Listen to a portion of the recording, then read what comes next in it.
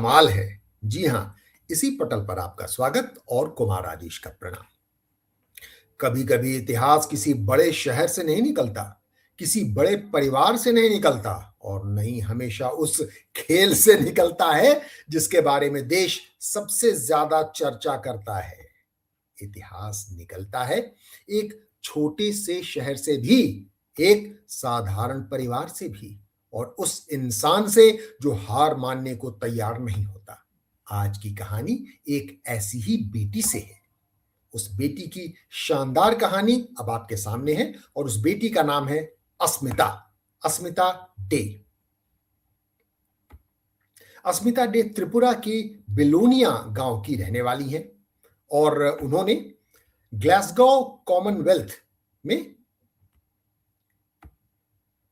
2026 में अभी भी जो चल रहा है उसमें वो कारनामा कर दिखाया है जो इससे पहले कोई भी भारतीय जूडो को नहीं कर पाया था। उन्होंने महिलाओं के 48 किलो वर्ग में गोल्ड मेडल जीतकर कॉमनवेल्थ गेम्स में भारत के लिए जूडो का पहला गोल्ड मेडल हासिल कर लिया है। जी हां, पूरे इतिहास में आज तक कभी भी अंतरराष्ट्रीय फलक पर भारत को जूडो का गोल्ड मेडल नहीं मिला था, जो इस बेटी ने, भारत की बेटी ने कर दिखाया है।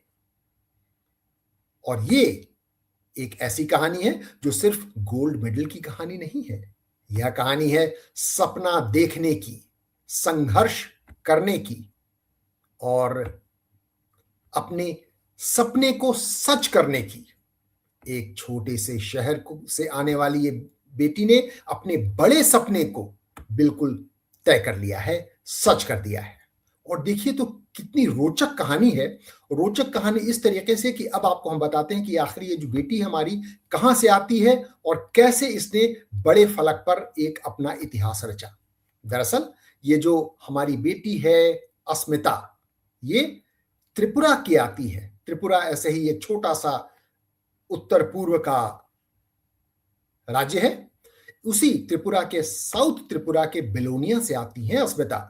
उनका परिवार कोई बड़ा सा या बेहद संपन्न परिवार नहीं था। उनके पिता साइकिल मैकेनिक हैं, लेकिन परिवार की आर्थिक सीमाएं अस्मिता के सपनों की सीमा नहीं बनी। दिलचस्प बात यह है कि अस्मिता ने जूडो की शुरुआत भी नहीं की थी। वह पहले 800 मीटर की एथलीट थी, लेकिन फिर उनकी जो मुलाकात हुई वो कुछ ऐसे लोगों से हुई कि उन्होंने एक जूडो के क्षेत्र में ही अपना कारनामा दिखाना शुरू कर दिया। और उनकी मुलाकात हुई एक ऐसी जिंदगी से जो करवट ले रही थी उन्हें गोल्ड मेडल की ओर प्रेरित करने के लिए। एक ऐसा खेल जिसमें ताकत के साथ तकनीक चाहिए, धैर्य चाहिए, अनुशासन चाहिए और सबसे ज्यादा चाहिए गिरकर फिर उठने की हिम्मत। 2019 में, बल्कि 2025 में ही वो त्रिपुरा स्पोर्ट्स स्कूल से जुड़ी और उसके बाद लगातार आगे ही बढ़ती चली गई। सपना बड़ा था और जो बड़ा सपना था उसे साकार करने के लिए बड़ी मशक्कत भी करनी पड़ती है। तो इस बड़े सपने के लिए बड़ी मशक्कत को करने की राह आसान नहीं रही। जरा सोचिए, एक तरफ क्रिकेट है जिसके खिलाड़ी देश के हर घर में पहचाने जाते हैं, और दूसरी तरफ जूडो है, एक ऐसा खेल जिसे भारत में उतनी लोकप्रियता नहीं मिलती जितनी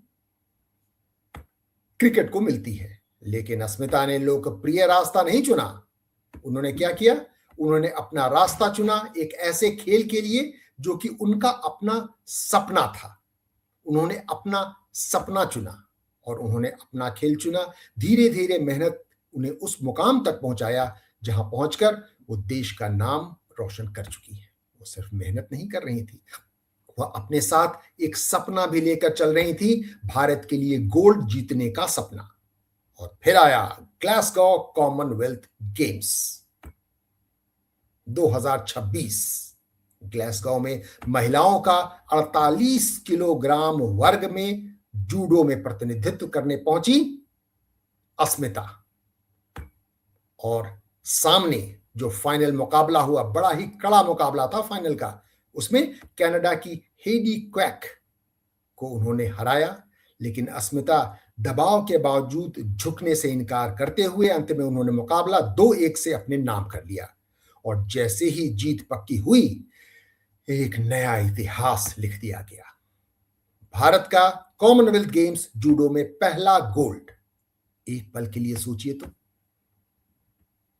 क्या वो ये कि जिस खेल में भारत ने कॉमनवेल्थ में कभी भी गोल्ड नहीं जीता, उसी खेल में भारत की एक बेटी ने सबसे ऊपर खड़े होकर, जो पोडियम होता है ना, गोल्ड मेडल, सिल्वर मेडल और ब्रॉन्ज मेडल, सबसे ऊंचा वाला पोडियम पर खड़ी होकर जब तिरंगा लहराया तो कितना अच्छा लगा होगा हमारी उस बेटी को, अस्मिता को।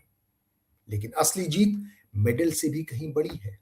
अस्मिता ने गोल्ड जीतने के बाद अपनी खुशी उन लोगों के साथ साझा किया जिन्होंने उसके सफर में साथ दिया। उन्होंने अपने गोल्ड को उन सभी लोगों को समर्पित कर दिया जिन्होंने उनका समर्थन किया।